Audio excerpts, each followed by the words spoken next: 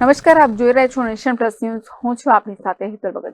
વડોદરાના refinery ટાઉનશીપમાં flower શોનું આયોજન કરવામાં આવ્યું હતું, પરંતુ પાલતુ પ્રાણીઓનું ધ્યાન રાખવામાં ન આવ્યું. સસલાઓને જાહેર લોકોના મનોરંજન માટે ખુલ્લા મુકાયા હતા. સસલાઓનું જીવન જોખમમાં મૂકવામાં આવ્યું હતું.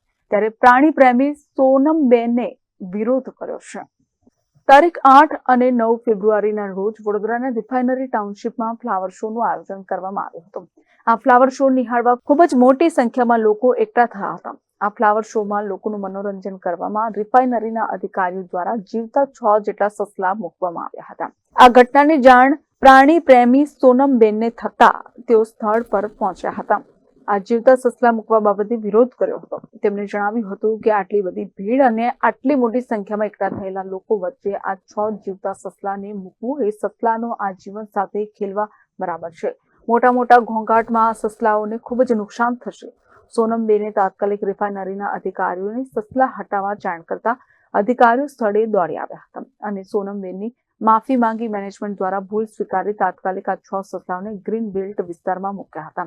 રિફાઇનરી મેનેજમેન્ટ દ્વારા 6 સસલાઓની જાન જોખમમાં મૂકતા પ્રાણી પ્રેમી રોષે ભરાયા હતા. પ્રાણી પ્રેમી સોનમબેન દ્વારા પોલીસમાં ફરિયાદ કરવાનું જણાવ્યું હતું. કેમેરામેન નવનીત પરમેશ સાથે સત્યમ નવાશકર, નેશન પ્લસ ન્યૂઝ, વડોદરા.